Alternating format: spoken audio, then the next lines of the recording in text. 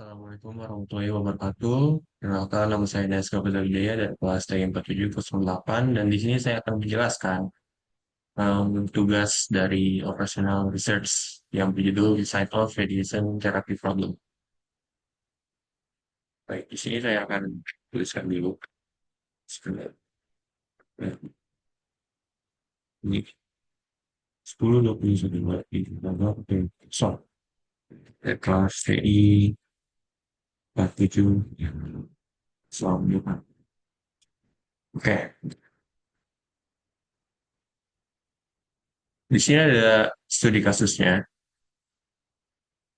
Mary baru saja didiagnosis menderita kanker pada stadium yang cukup lanjut. Secara spesifik, ia menderita tumor ganas yang besar di area kandung kemih. Mary akan menerima perawatan medis paling canggih yang tersedia untuk memberinya setiap kesempatan yang mungkin untuk bertahan hidup. Perawatan ini akan mencakup terapi radiasi ekstensif. Terapi radiasi melibatkan penggunaan mesin perawatan sinar eksternal untuk menyalurkan radiasi rentgen ke seluruh tubuh pasien yang akan merusak kanker dan masalah kesehatan. Setiap sinar memberikan lebih banyak radiasi ke jaringan di dekat titik masuk daripada ke jaringan di dekat titik keluar.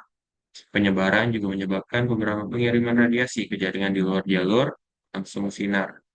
Karena sel tumor biasanya secara mikroskopis diselingi di antara sel-sel sehat, dosis radiasi di seluruh wilayah tumor juga harus cukup besar untuk membunuh sel-sel ganas yang sedikit lebih sensitif terhadap radiasi, namun cukup kecil untuk menyisakan sel-sel yang sehat.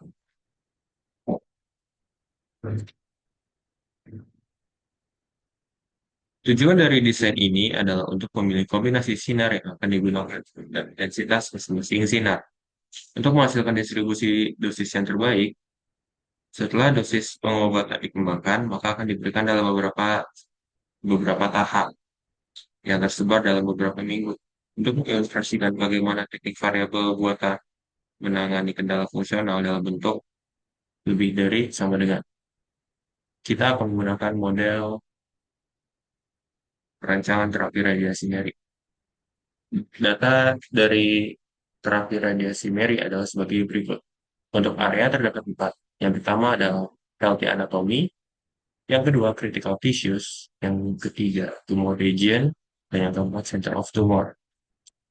Lalu untuk bagian dari dosis yang masuk untuk diserap oleh area rata-rata terdapat dua. Yang pertama BIM 1. Untuk BIM 1, untuk healthy anatomy adalah 0,4. Untuk critical tissues adalah 0,3, untuk tumor region adalah 0,5, dan center of tumor adalah 0,6. Sedangkan untuk BIM 2 atau laser 2, untuk healthy anatomy adalah 0,5, untuk critical tissues adalah 0,1, untuk tumor region adalah 0,5, dan untuk center of tumor adalah 0,4. Sedangkan untuk batasan dalam total total dosis rata-rata dalam kilorats adalah dalam healthy anatomy itu adalah minimal. Untuk critical tissues itu di bawah 7 di sorry kurang dari sama dengan 7. Untuk tumor region sama dengan 6. Untuk center of tumor lebih dari sama dengan 6.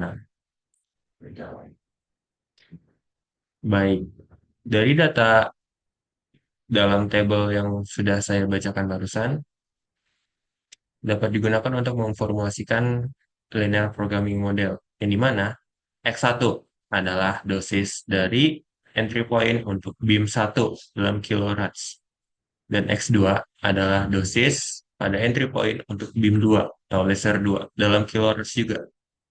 Fungsi tujuannya adalah minimum Z atau meminimalkan Z sama dengan 0,4 X1 ditambah 0,5 X2 dengan pembatas yang pertama 0,3 X1 plus 0,1 X2 kurang dari sama dengan 7. Untuk pembatas kedua 0,5 X1 plus 0,5 X2 sama dengan 6. Dan pembatas ketiga 0,6 X1 ditambah 0,4 X2 lebih dari sama dengan 6. Dengan X1 dan X2 itu lebih dari 0. Selanjutnya kita akan ubah ke bentuk standar, yang dimana Untuk fungsi tujuannya tetap sama, yaitu meminimalisir Z atau min Z sama dengan 0,x1 tambah 0,5x2. Nah, yang beda itu adalah di sini ada x3 dan x4, yang dimana ditambah 0x3 dan 0x4. Dengan pembatasnya, yang pertama 0,3x1 ditambah 0,1x2 ditambah x3 sama dengan 7. Pembatas kedua tetap sama, yaitu 0,5x1 ditambah 0,5x2 sama dengan 6. Dan pembatas yang ketiga 0,6x1 ditambah 0,4x2 dikurang x4 sama dengan 6. Yang dimana x1, x2, x3, dan x4 itu harus lebih besar sama dengan 0. Selanjutnya dalam bentuk kanonik, untuk fungsi tujuannya terdapat perubahan yang dimana ada tambahan m x5 dan m x6. Yang dimana fungsi tujuannya yaitu minimize z sama dengan 0,4x1 tambah 0,5x2 ditambah 0x3 tambah 0x4 tambah mx5 tambah mx6 dengan pembatas yang pertama 0,3x1 ditambah 0,1x2 x3 sama dengan 7.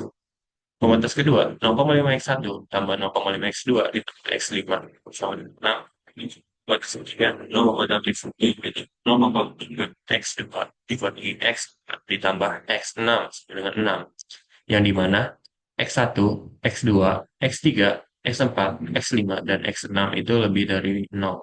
Lebih dari sama dengan 0. Oke, untuk iterasi yang pertama. Di sini terdapat tabel yang menggunakan metode simplex. Untuk bagian atas ini adalah koefisien Z. Kalau di sini adalah variabel yang dimana ada X1, X2, X3, X4, X5, dan X6. Untuk konstan di sini adalah konstanta. Konstanta itu yang mana? Konstanta itu yang ini. Jadi konstanta itu adalah hasilnya. Oke, kalau yang berada di dalam sini itu, yang di bawah X1 yang ada kuning ini, kelihatan nggak ya kursornya? Kayak kursornya kelihatan. Oke, untuk yang berada di sini, itu adalah, sebentar, di sini. Oh iya benar. Untuk yang ada di sini itu adalah koefisien dari X1, di sini X2, X3, dan seterusnya. Di sini untuk CB itu adalah koefisien dari X3, X5, dan juga X6. Nah, C bar juga ada di sini. C bar itu didapat dari koefisien fungsi Z dikurangi koefisien CB dikali koefisiennya.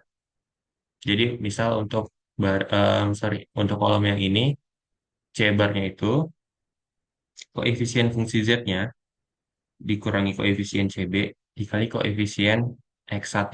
Maka akan mendapatkan hasil C bar 0,4 dikurang 1,1 M. Ya, sama juga untuk yang seterusnya. Nah, di sini kita harus menentukan em, kolom mana yang keluar dan baris mana yang, sorry, kolom mana yang masuk dan baris mana yang keluar. Nah, untuk menentukan kolom mana yang masuk, kita tentukan bagaimana menentukannya.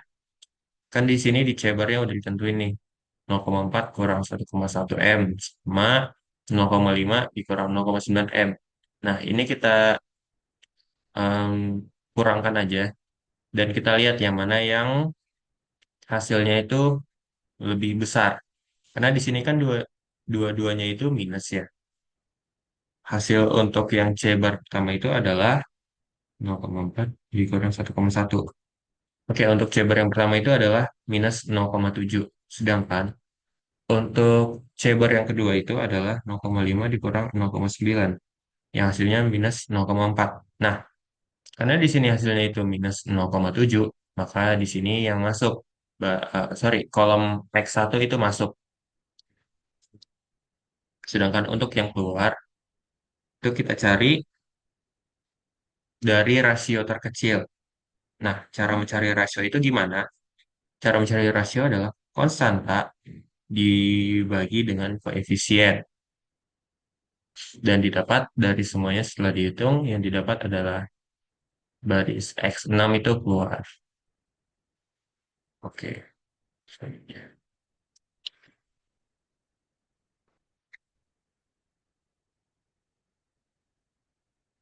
Nah, untuk iterasi kedua, yang baris yang masuk di sini adalah, sorry, kolom yang masuk adalah kolom X4. Kenapa? Seperti yang sudah saya jelaskan tadi, itu didapat dari hasil C bar yang minusnya itu paling besar. Kenapa minus? Karena dari fungsi tujuannya itu kita diminta untuk meminimalisir. Jadi akan saya hitung dulu. 0,668 dikurang 0,83. Hasilnya adalah minus 0,162. Sedangkan untuk kolom X2 itu hasilnya adalah 0,232 dikurang 0,17. Nah, kalau dari kolom X2 itu hasilnya itu positif. Jadi tidak masuk. Oleh karena itu, kolom yang keluar adalah X4. Sedangkan untuk baris yang masuk, sorry, untuk kolom yang masuk adalah X4. Sedangkan untuk baris yang keluar adalah X5. Kenapa?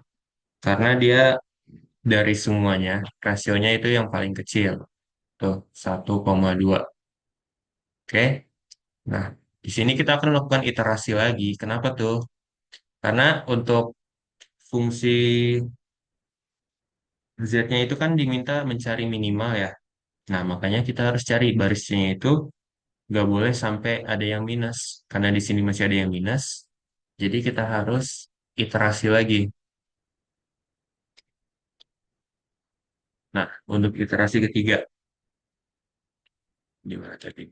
Untuk yang masuk itu kan X4 ya. Makanya di sini ada X4. Nah, yang keluar itu kan X5. Jadi X5 itu digantikan dengan X4. Dan di sini kita hitung, hitung. Nah, ini sudah aman semuanya. Dari C-bar-nya juga tidak ada yang minus lagi. Maka udah didapat kesimpulan bahwa ini merupakan solusi optimal untuk fungsi tujuan minus Z. Nah, kesimpulan yang didapat adalah X1 sama dengan 12, X2 sama dengan 0, dan Z-nya sama dengan 4,8.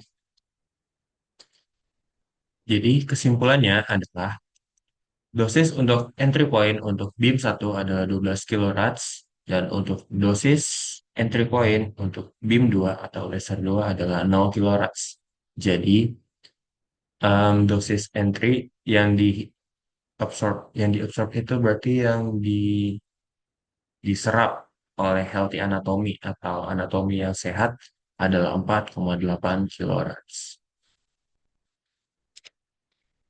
Sekian penjelasan dari saya, semoga dapat dimengerti. Mohon maaf apabila banyak kekurangannya. Assalamualaikum warahmatullahi wabarakatuh.